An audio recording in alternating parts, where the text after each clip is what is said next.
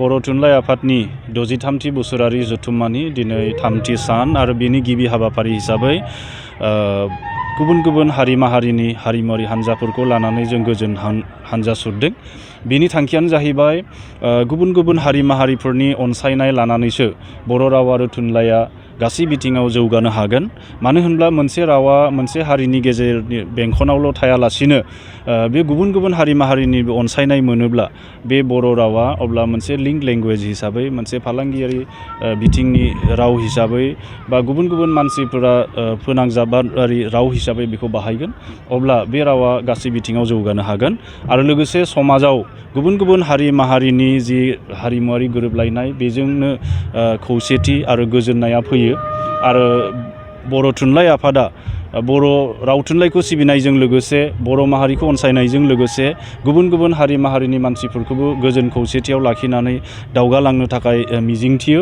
आरो बे बांसाखौ लानानैनो बे थांखिखौ लानानैनो जोङो दिनै गोजोन हान्जा सोरबाय आरो आसा खालामदों इयुनावबो जोङो बे रोखोमै गुबुन गुबुन हारि माहारिनि अनसायनाय मददजों आरो साफ्रोमबो बर' फिसाफोरनि गोथार अननाय आरो सिबिनाय जि बर' थुनलाइ आफादा मोनबोबाय थादों बेखौ इयुनावबो मोननो हागोन।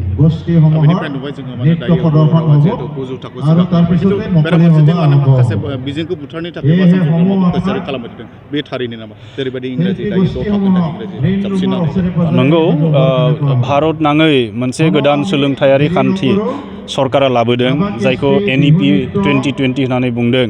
बे नेशनेल इडुकेसन पलिसियाव गोबां सोलायनाय लाबोनो नागिरदों आरो जेब्लानो मोनसे पलिसियाव मोनसे सरकारनि नीति निर्देशनायाव डिरेक्सनफोराव जेब्ला सोलाय सोल' फैयो अब्ला थाखानाय बिजोंफोरा गोबां माने जेंनानि मोगा मोगि जानांगौ जायो। बे मोनसे निउ चेलेन्ज जोंनि थाखाय।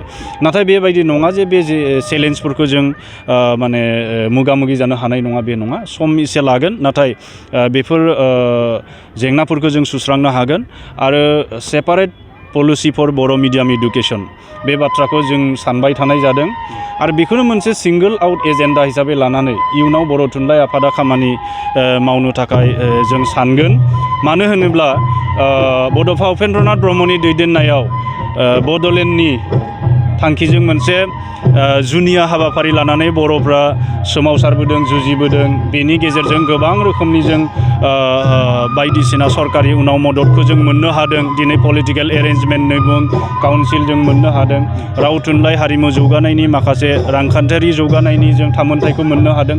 बेबायदिनो फैबाय थानाय समाव बर' थुनलाइ आफाद आरो दुलाराय बर' फरायसा आफादजों लोगोसे गुबुन गुबुन माहारियारि आफादफोरा जुदि सेपारेट पलिसि फर बर' मिडियाम एडुकेसन बेबायदि मोनसे मावथांखिनि गेजेरजों जोङो आवगायलांनो हायो अब्ला बेजोंनो आथिखाल जों जि माखासे फिसा फिसा जेंनाफोरजों मोगा मोगि जानांगौ जादों बा जि मोनसे गोदान सोलोंथाइ मोनसे आदब लानानै सरकारा खामानि मावलांनो नागिरदों बे समाव नुजानाय जेंनाफोरखौ जों सुस्रांनो हागोन। जोंनि दोरोदनाय गैयै थांखि आरो रायजो राजाफोरनि अनसायनायखौ जुदि मोनबाय थायोब्ला जों जाफुंसारनो हागोन। दिनैनि गेवलां मेलाव माने गुबै गाहाय आलासिफोरा सोर दिनै गेवलां मेलाव भारत सरकारनि साहित्य एकाडेमिनि लेङाइ आफादगिरि प्रफेसर कुमुद शर्मा बिथाङा गाहाय आलासि महरै बाहागो लागोन आरो बिथांखौ गाहाय आलासि महरै लेंहरनायनि थांखिया जादों फैबाय थानाय समाव जों भारत सरकारनि अनसायनायजों जिहेतु बर' रावा शिड्युल लेंगुवेज जाबाय 8 शिड्युलाव थिसनजानाय मोनसे राव जाबाय। भारत सरकारनि बायदि बायदि फसंथानारि अनसायनायखौ जोंनो नांगोन आरो बिथांमोननि मददजों जों बेखौ मोनसे हादरनां लेभेलाव बर' रावखौ जों लांनो हानांगोन। जोंनि थुनलाइखौ हादरनां खालामनो हानांगोन। दा बेनि थाखाय बिथांखौ गाहाय आलासि महरै थांखिनानै लेंहरनाय जादों आरो लोगोसे आसामनि गिबि मन्थ्रि बिथांखौबो हांख्रायदों बिथाङा नुजाफैगोन आरो जों बर' थुनलाइ आफादा मिजिंथिदों गिबि मन्थ्रिया बर' बिजों जेंनाफोरखौ सुस्रांनायनि बेलायाव आरो बर' थुनलाइ आफादनि बायदि बिथिङारि खामानि मावनायनि बेलायाव माखासे गोदान सरकारि फोसावथायफोरखौ बेहाय फोसावनानै जोंनो होफैगोन बेखौ जों मिजिंथिदों। फारसेथिं BTRनि चिफ प्रमद बर' बिथाङाबो जिहेतु बेहाय मैखोम आलासि दैदेनगिरि हिसाबै बाहागो लागोन बिथांनिफ्रायबो बड'लेण्ड हालामनि सोलोंथायारि बायदि जेंनाफोरखौ सुस्रांनायनि माखासे गोदान फोसावनायखौ जों खोनासंनो जों मिजिंथिदों आरो जों आसा खालामदों सरकारनि अनसायनायखौ जों मोनोब्ला जोंनि माखासे जेंनाफोरखौ सुस्रांनायनि लामाखौ जों हान्थिनो हागोन। थान्दै जखन्थायाव मा माने गोदानफोर माबा लादों? थान्दै जथुमनि गोनांसिन आजावजानाय थांखिया जादों फैबाय थानाय समाव जोङो बर' बिजोंनि जेंनाफोरखौ लानानै आरो बर' बिजोंखौ जौसिन थाखोसिम बाहायनायनि बेलायाव जों जुनियायै फिन आरो सावरायबावगोन। जोंनि मेलेमजिबिफोरनि बोसोन बिथांमोननि सुबुरुनफोरखौ जों आजावगोन आरो लोगोसे सरकारजों सावरायनायनि गेजेरजों बे जेंनाफोरखौ सुस्रांनो थाखाय जों नाजागोन आरो जुदि बेनि जेबो राहा दिहुननो हायाब्ला जों सोमावसारफिननोबो हागौ। थुनलाइयारि बिथिङाव फिन गोजोनथाव रादाब लानानै फैदों बिटिआर सरकारा। गोजोननि नोगोर क'क्राझाराव फिन खुंजानो थांगासिनो थामथि थुनलाइयारि फोरबो। सोलिफु जानुवारि दाननि फैगौ 27, 28 आरो 29 जानुवारियाव सानथामनि हाबाफारिजों खुंजागोन थामथि क'क्राझार लिटारेरि फेस्टिभेल एबा थामथि क'क्राझार थुनलाइयारि फोरबो।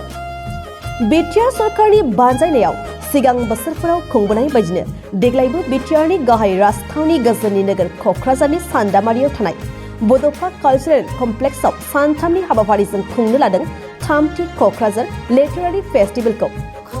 सिगां बोसोरफोरनि बायदिनो बे खेबावबो हादरनि गुबुन गुबुन रायजोफोरनि खना खनला थानाय हारि हारिसाफोरनि खन्थाइगिरि थुनलाइगिरिफोरजों लोगोसे गुबुन बायजो हादरफोरनिफ्रायबो गोबां मुंदांखा लिरगिरि थुनलाइगिरि सोलोंथाइगिरिफ्रा बाहागो लाफैगोन।